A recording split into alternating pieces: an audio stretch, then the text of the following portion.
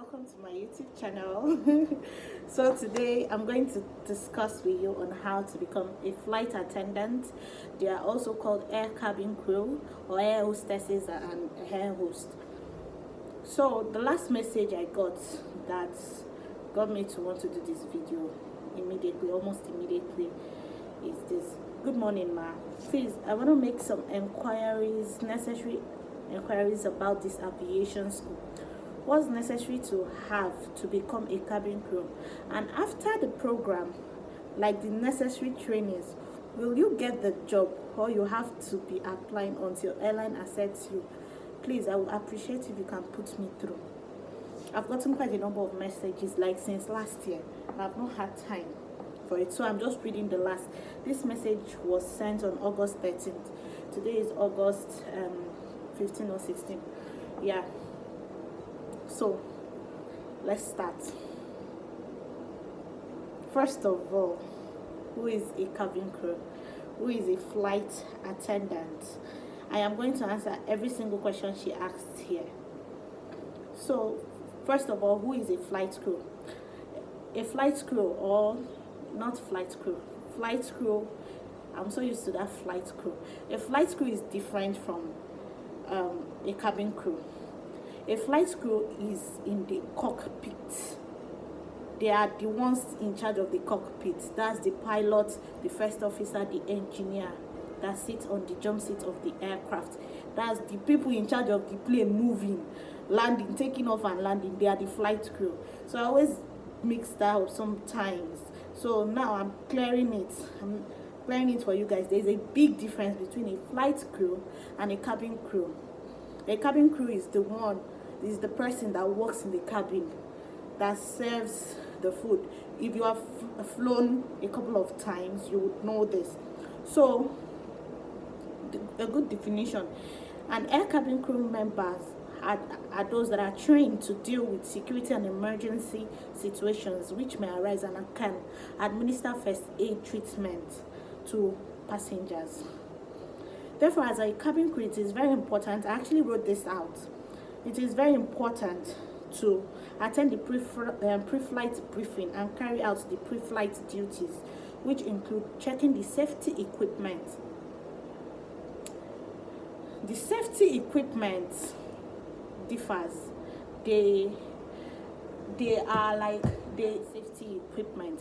Your face, if it's in order, if it has not been used, if the pin is still intact, so that in case of any fire incident, you can use it.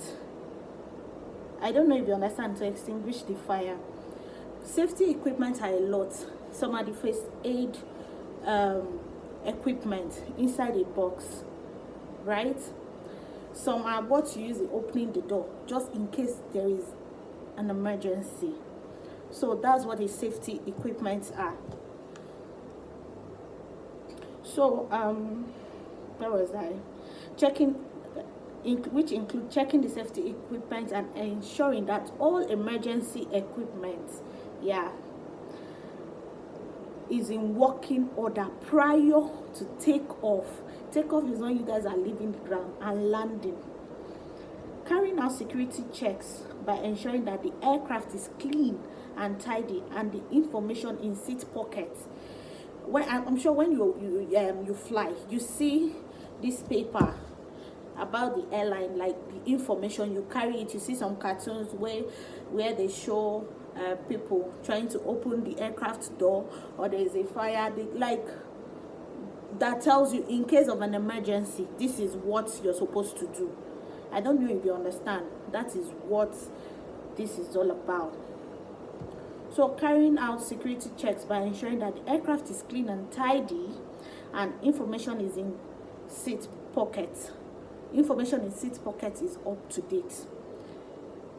These air cabin crews strive to make flying experience pleasant by welcoming the passengers on board the aircraft, directing them to their seats, informing passengers of the aircraft safety procedures. I don't know if as a passenger you have flown and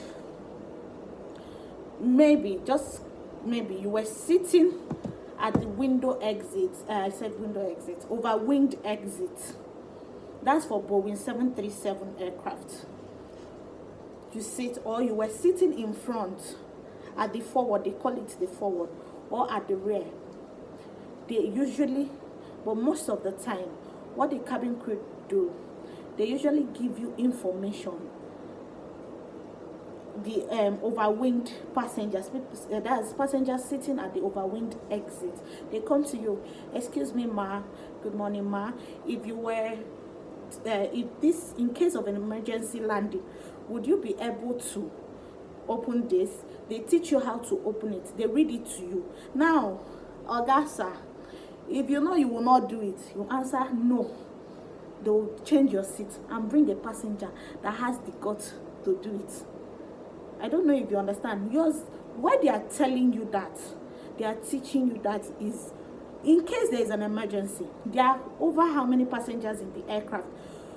So while some crews are opening the forward, that's the front of the aircraft, some crews are opening the back of the aircraft.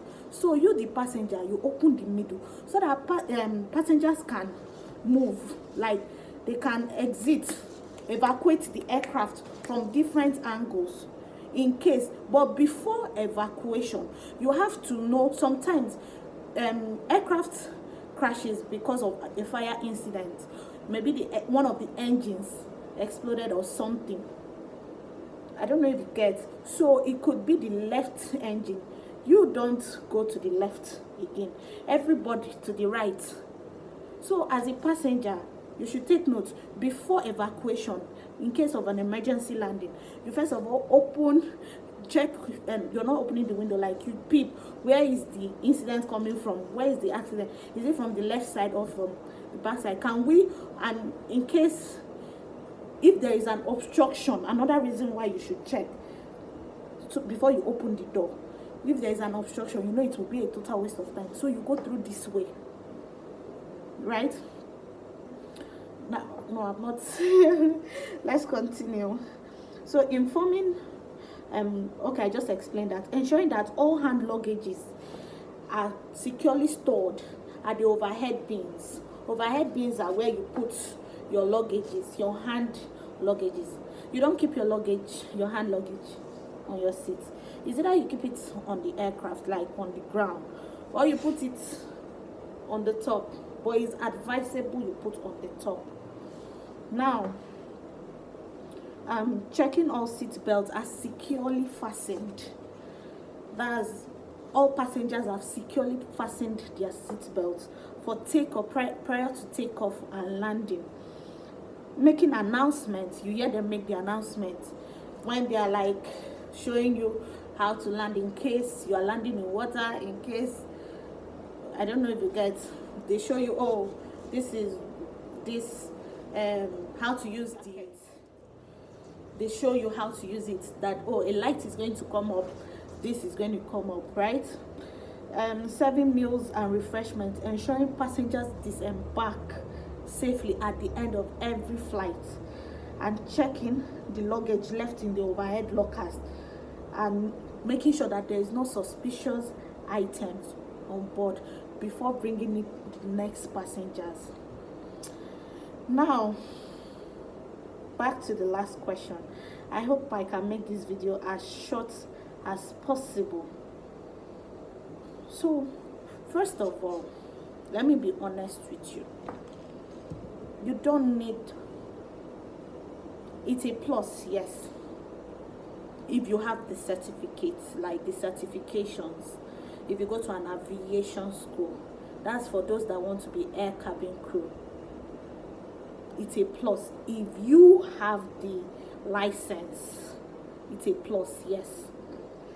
But as much as that, there are some airlines that hire you without you even having those, without you having that license. Because the good thing is, after they have hired you, they still need to train you. Even if you already had a license, you already went through training, the airline hiring you still needs to train you. Excuse me, I don't know if you understand. they still need to train you. For every airline that you work for, they will still train you. They always train.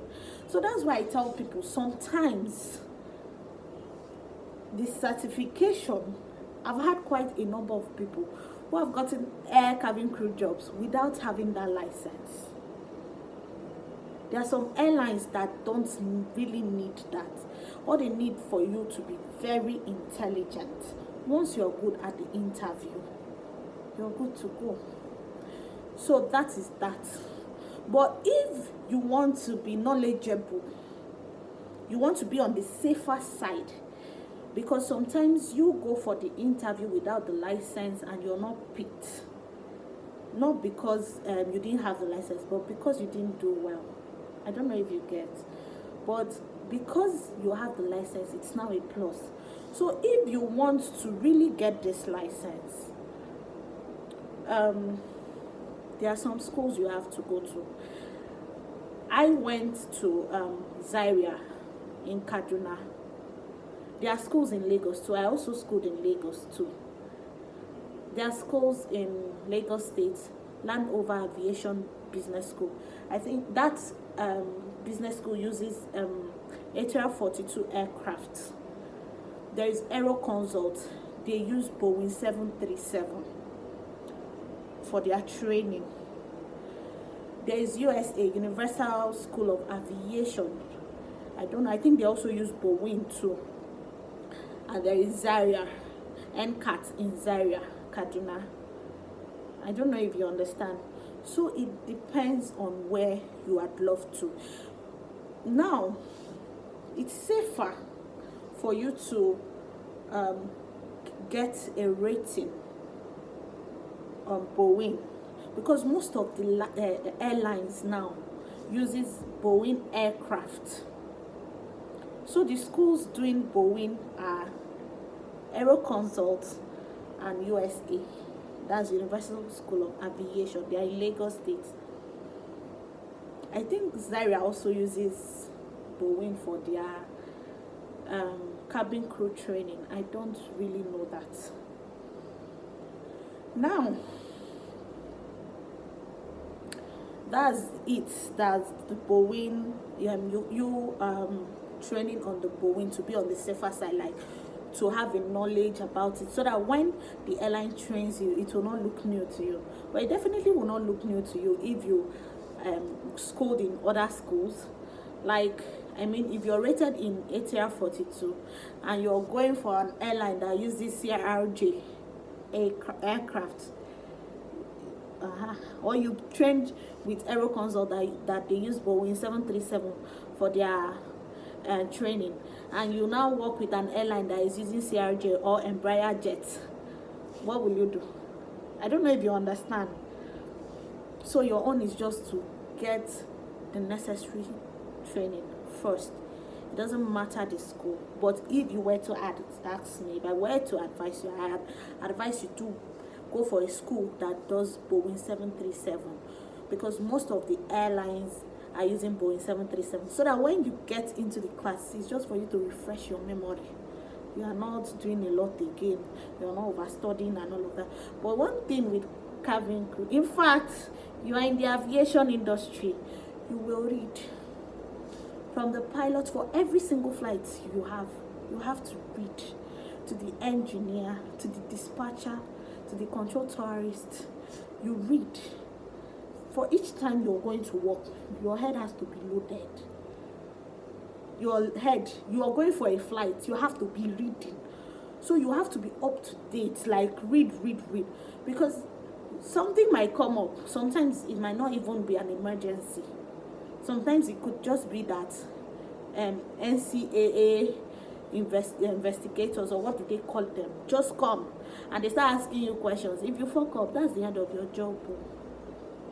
If you mess up, if you don't answer questions correctly, that's the end for you. NCAA officials, if they come to your aircraft and you happen to be in that aircraft before takeoff and you don't know the necessary questions, or they come to your office and you don't know the necessary answers to the questions given to you, my dear, I'm sorry. your license, except the official is nice, your license might be revoked. What's necessary to have to become a cabin crew? And after the program, like the necessary trainings, will you get the job? Yes. Yes, in such a way that you have to know what you're doing, right? You have to be intelligent. As a job placement officer that I am, if you come and I interview you and you have a license, but you didn't do well in the interview, will I pick you? No, I won't. Right? I'd rather pick someone that doesn't have the license, which I know I'm going to train the person and still give the person a license, than pick you who has a license, who have gone through the training, and you still messed up in the interview. So I'd rather pick someone who passed the interview, train the person, knowing fully well this person will not disappoint me. I don't know if you understand. Now I tell people, to get into the aviation is not so difficult. If you're in Lagos, if you're in Abuja, in your location, wherever you are, but it's easier in Lagos because most of the airlines headquarters are in Lagos, except for some that are in Kano, in Kaduna, in Akwa Ibom. Most of the airlines headquarters are in Lagos. So if you're in Lagos, it's easier for you because you can actually just walk into the airport. There's MM1, there's MM2, there's international airport, there's executive jets, still in Lagos State. All of them are in the same angle. Just go to airport road. You're gonna see all of them. You carry your CV, and some are in GRA, some offices like Airpeace is in GRA, Flying Value Jet, Bristol are at National Road, that's still Ikeja here. All you need to do is browse their you first of all type the company name or the airline name, type their locations, try to get their locations, go and drop your CV. Their addresses are always there. Go and drop your CV. Make sure your CV is captivating. Make sure your CV is good. I tell people, if you know how to do it right, you get it right. Right? Once your CV is captivating, once your CV is good, you get the job. And you did well in the interview, not just your CV being good, sorry. You did well in the interview, you're getting the job. So that's what it is. Getting the job is easy. Once you finish your training, print your CV, do your license, print the front page of your license, print the front page of your international passport, print your certificates, like photocopy them. If you have BSc, you photocopy. It's HND, you photocopy. Your other certifications that you have, you photocopy. Your certificates for the training, if you've done the training, you photocopy. Gather them. Oh yeah, you make them in a lot so that if you are going out today, you know, oh, I'm going to for CV submission. You submit in this airline, submit in this airline, submit in this airline, submit in this airline. Already you have already gotten their addresses. So your own is just to make sure you dedicate a whole day and do that. Submit. When they start picking people, they will call you. They will call you for an interview. Your own is just to do well. And another thing that helps in the training is when you train, you get to meet some people that came for conversion. That's people who have already flown, people who have had the experiences. So you are able to collect the airline's email addresses to submit your CV. That's one thing with training. You get to be connected, just like going to a good university. You get to meet big men's children and all of that, like we see, right? get to meet people that have already flown, who already have the experiences. So all they do is they give you the email, you drop it, your CV, your information on their email.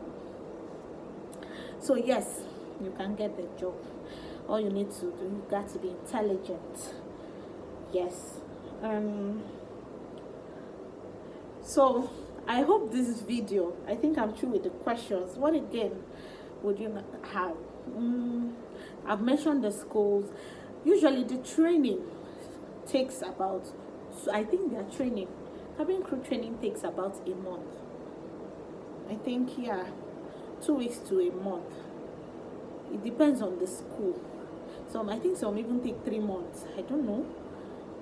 But yeah, so it depends. Yours is just to go. I already mentioned the school: Landover Aviation Business School, Aero Consult Business School, right? USA Universal School of Aviation, Zaria, NCAT Zaria. So the addresses come out, their phone number comes out. You call them to make inquiries, right? And that's it. If you have any questions on this video, please drop it in the comment section. I will reply you. And if it means doing another video, I will do it for you guys to get more information about how to be a flight crew. And yes, the salary is mouth-watering. You know me, I like money. I like to give people money. I don't know if you get. Aside the fact that you're getting to fly, making the air your workplace, I don't know if you understand, you live a luxury lifestyle. I mean, anytime you want to fly, the company, you don't have to pay for flights. I don't know if you get to fly. I think some companies, even some airlines, even make it that they make it like a procedure where your family too can fly. I think that's possible in some airlines, not all. Then what else? You get allowance for every landing. There is an allowance. Some airlines. So all of these benefits comes with the airlines. Benefit of flying, the salary is good. You get to live a luxury lifestyle. You get to for each time you fly, you're paid allowance. For every stopover, that's you're sleeping over in the night to move the next day, you're being paid. And I think the money is from like 5 or 10,000. That's aside your salary, right? So it's good. And you get to meet dignitaries, great men, great women, intelligent people, right? So if you have any question, leave it in the comment section. I'm going to reply. You get to be in any destination you want to be. Like today, you can be in Port Harcourt, in Lagos, in Enugu, in Akwa Ibom, in one day. So I don't know.